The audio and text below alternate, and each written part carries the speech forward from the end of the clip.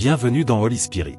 Un homme court à travers une sombre forêt en Irlande, visiblement effrayé malgré les panneaux indiquant de non-retour, avec différents nombres, semblant dirigé vers quelque chose. Cependant, il ne parvient pas à s'échapper et les ténèbres enveloppent rapidement les environs. Un vol d'oiseaux passe au-dessus de lui et il tombe dans un trou. Un instant plus tard, une force invisible l'attrape et l'entraîne ailleurs. Ailleurs dans le pays vit Mina, une artiste travaillant dans une animalerie. Un jour, son patron lui demande de livrer un perroquet rare à un zoo dans une ville voisine. Mina accepte et emmène l'oiseau chez elle pour la nuit. Là, elle confie au perroquet que sa mère est décédée il y a 15 ans. Soudain, l'oiseau commence à réagir. Le soir, Mina met une perruque et va dans un bar, se présentant à un homme sous un faux nom, prétendant être ballerine. Le matin, Mina s'excuse auprès du perroquet pour son comportement, disant que le vrai elle ne serait probablement pas aimée. Finalement, elles se mettent en route pour leur voyage. En chemin, sa sœur Lucie l'appelle, lui rappelant qu'elle a une famille et des nièces qui l'aiment et l'attendent. Mina continue de conduire et se retrouve sur une route menant dans une vieille forêt sombre. Inopinément, la voiture tombe en panne et la connexion coupe mystérieusement, emportant avec elle la cage du perroquet. Mina sort pour chercher de l'aide, mais la forêt est sombre et vide. Lorsqu'elle revient à l'endroit où elle a laissé la voiture, la route est déserte. Mina continue de marcher, errant à travers la zone qui s'obscurcit rapidement, parlant à l'oiseau pour se maintenir joyeuse et proposant de l'appeler Darwin. Soudain, elle remarque une femme courant devant elle et décide de la suivre. Mina la rattrape près d'une petite cabane forestière et la femme, ouvrant la porte, lui ordonne d'entrer rapidement si elle veut vivre. Mina se précipite dans la cabane. La femme âgée s'appelle Méline, elle vit ici depuis un certain temps avec deux autres jeunes, Carrara et Daniel. Elle ordonne immédiatement à Mina de se tenir devant un miroir car les observateurs ne peuvent pas entrer mais observent de l'extérieur chaque nuit après le coucher du soleil. En se tenant devant le miroir, Mina entend soudain des sons comme des applaudissements. Méline confirme ses soupçons, les observateurs applaudissent l'apparition d'un nouvel objet. Le matin, Mina annonce qu'elle compte partir, bien que les autres l'assurent que c'est impossible. Elle s'aventure dans la forêt. Méline la rattrape, expliquant que la forêt provoque des hallucinations mais qu'il est possible de survivre ici. Les panneaux dispersés dans la forêt marquent la limite jusqu'à laquelle une personne peut atteindre la cabane avant la nuit. Mais si on dépasse cette limite, il n'y aura pas de retour en arrière. Ils ont été faits par un homme nommé le professeur, mais personne ne sait où il est maintenant. Cette nuit-là, Daniel met en scène un spectacle pour les observateurs en leur présentant la nouvelle arrivante, mais il lui demande de se comporter comme d'habitude. Pendant ce temps, Sierra met de la musique et danse comme elle le fait chaque soir. Mina, quant à elle, trouve des disques avec des enregistrements d'émissions de télé-réalité amoureuse. Le matin, elle et Sierra vont cueillir des herbes médicinales car le mari disparu a demandé à la fille de s'occuper de Daniel, puis l'homme est parti chercher une issue et a disparu. CR explique qu'ils ont récemment trouvé d'étranges terriers dispersés dans la forêt où les observateurs vont pendant les heures de jour. Elle croit être dans la cabane depuis presque 5 mois plus tard. Méline annonce les règles de sécurité, ne jamais sortir la nuit, ne jamais ouvrir les portes à personne, toujours essayer de rester à la lumière. Une vie étrange commence avec des journées entièrement identiques. Mina regarde d'innombrables émissions et se tient souvent à regarder dans le miroir. Un jour, elle frappe dessus et immédiatement il y a un coup à la porte. Méline ordonne à tout le monde de geler et tout s'arrête. Le lendemain, elle et Daniel partent à la chasse. Le garçon lui dit que Méline a travaillé à l'université, alors elle se considère comme une vraie savante, mais elle a vécu ici le plus longtemps. Daniel lui-même est dans la cabane depuis 8 mois mais n'a jamais vu personne. Après avoir écouté le garçon, Mina convainc Daniel de l'aider à explorer un terrier en utilisant une corde. Mina descend, l'explore et trouve de vieux objets, journaux, jouets, morceaux d'électronique et un vieux vélo qu'elle attache à la corde et envoie en haut. Mais alors des sons étranges, similaires à ceux entendus la nuit à l'extérieur des murs de la cabane, résonnent de l'obscurité. Mina crie et la corde tombe à ses pieds. En grimpant dehors à la lumière, Mina quitte cet endroit dangereux et ils examinent calmement les objets avec le vélo. Il pourrait être possible de s'échapper d'ici, mais Méline réagit étrangement à cela. Pendant ce temps, Daniel parvient à assembler un système de surveillance à partir des morceaux d'électronique trouvés et installe une caméra près de la porte. La nuit se passe comme d'habitude, Sierra danse lorsqu'il y a un coup à la porte et Daniel suggère qu'une personne est venue. Méline interdit d'ouvrir, mais ils entendent la voix du mari de Sierra. Sierra essaie de prouver que c'est JN en lui demandant quel livre elle lit, mais il ne répond pas, bien qu'ils aient acheté ce livre ensemble sur ses conseils. L'homme implore d'être sauvé de la mort. Sierra demande de regarder dans la caméra, mais quand il s'y penche, quelque chose l'entraîne dans la forêt. Immédiatement, il y a un coup sur le miroir plus fort que jamais. Méline se tient devant les gens comme pour les protéger et le coup cesse. Le matin, Méline jette le vélo dans le terrier, exigeant qu'il ne brise plus les règles. Plus tard, Mina se souvient de sa sœur et de sa mère qui ont invité les filles à faire un tour en voiture. Le temps était magnifique et Mina a ouvert la fenêtre. Sa mère lui a demandé de la fermer parce que le vent la gênait, mais Mina n'a pas écouté, imitant sa mère qui s'est distraite de la route et la tragédie est arrivée pour laquelle Mina se sent encore coupable. L'hiver arrive bientôt, les jours raccourcissent, la nuit devient plus froide et la nourriture devient de plus en plus rare. Les querelles commencent à éclater parmi les habitants de la cabane. Un jour, Sierra part pour la forêt. Mina la rattrape et elle avoue qu'elle sent que John est réel. Elle court vers la maison d'où l'on entend les cris de Daniel, en colère contre Méline et Mina qui refusent de les laisser entrer. Les femmes se cachent sous un arbre et voient bientôt de longs monstres semblables à des araignées émerger de la forêt, s'approchant de la fenêtre de la cabane et faisant des bruits stridents terribles. Les observateurs fixent Daniel et Car alors que Mina et Méline attendent qu'ils partent pour pouvoir retourner à la cabane. Lorsqu'ils le font, les femmes se précipitent vers la porte et supplient d'entrer. Daniel refuse, s'excuse, puis Mina lui parle de sa culpabilité envers sa mère. Elle lui demande de comprendre qu'il souffrira toute sa vie en réalisant qu'il est responsable de la mort de Jean. Les portes s'ouvrent, les quatre se tiennent immédiatement devant le miroir en espérant convaincre les observateurs qu'ils sont en place. Méline admet qu'elle a essayé de les protéger de certaines choses. Elle enseignait l'histoire et la mythologie et, contrairement à eux, elle est venue ici volontairement. C'est ici seulement qu'elle a réalisé à quel point cet endroit était dangereux. Une fois, elle a chassé seule et s'est vue au coucher du soleil, pas une copie exacte mais très similaire. Les observateurs sont une espèce ancienne avec de nombreux noms, changeurs, et les fées. Ils étudient les gens pour les imiter et ne les laisseront jamais partir. KNX et les voix des habitants de la cabane sont entendues dehors. Puis, Daniel trouve une trappe dans le sol qu'il ne connaissait même pas. Descendant, il découvre un espace de vie bien équipé et bien fortifié rempli de nourriture et d'équipements. Mina allume un vieil ordinateur et dans un enregistrement vidéo apparaît le visage du professeur dont le vrai nom était Rory Kilmartin. Il a été le premier à étudier les observateurs et à essayer d'en apprendre sur leurs origines en 1979. Chaque soir, les veilleurs venaient à sa fenêtre et l'observaient pendant de nombreuses années. Avant cela, les collègues du professeur se moquaient de lui, ne croyant pas à ses récits. Ensuite, il a construit ce bunker en utilisant la main-d'œuvre des hommes des villages éloignés voisins. Il a choisi les solitaires ou ceux avec de mauvaises habitudes afin que leur disparition n'attire pas beaucoup d'attention. Chaque soir, il les convainquait de dîner à l'extérieur. Caché à l'intérieur, il observait les veilleurs s'occuper d'eux. Ainsi, ce bunker a été construit sur du sang. Un jour, un veilleur est apparu devant lui sous la forme d'une fille aux cheveux roux. Elle était très différente des autres, comme si elle était unique et semblait curieuse et inoffensive. C'est alors qu'il a réalisé que s'il découvrait les secrets des fées, il pourrait même conquérir la mort. Il a fait l'impossible, attiré cette fille dans une cage et commencé des expériences sur la communication en essayant de se lier d'amitié avec elle. Elle changeait de forme, se transformant parfois en une créature effrayante aux longs bras, mais semblait l'écouter. Peu à peu, elle est devenue proche et compréhensible pour lui. Mais maintenant, le professeur réalisait qu'il n'avait rien accompli de significatif et était prêt à mettre fin à ses jours. Il a caché un bateau près de la rivière et c'est le seul moyen de s'échapper. Il a demandé aux survivants d'aller à son bureau à l'université et de détruire tous les documents qu'il y trouverait.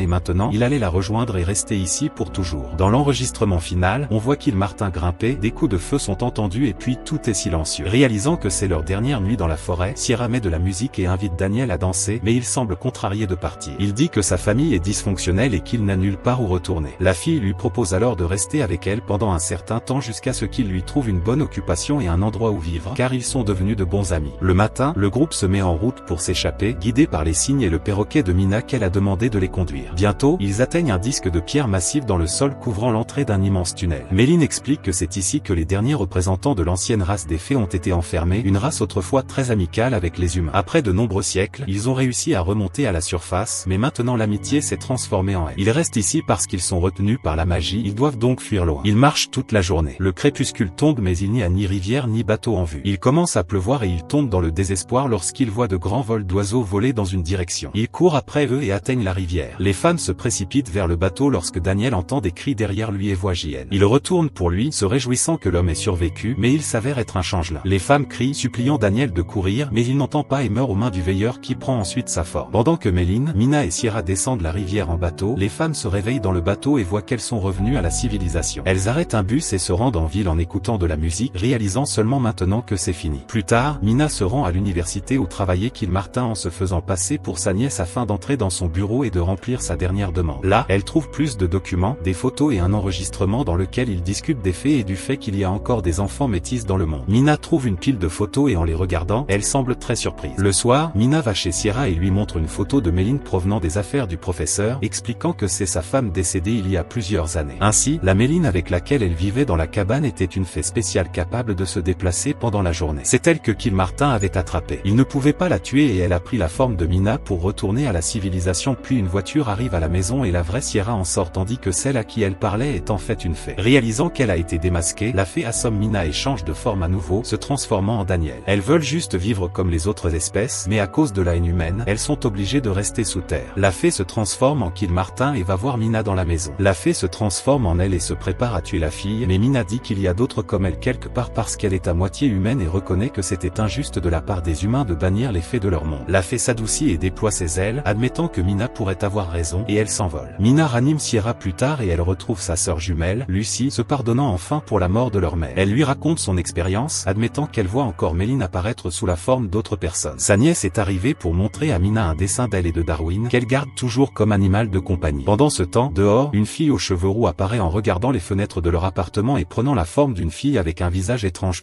ce n'est probablement pas un film d'horreur, mais plutôt une histoire effrayante pour s'endormir quand un enfant ne veut pas dormir et demande quelque chose de terrifiant. Tout se construit lentement et avec goût, mais la fin se déroule de manière quelque peu banale, bien que mystérieuse.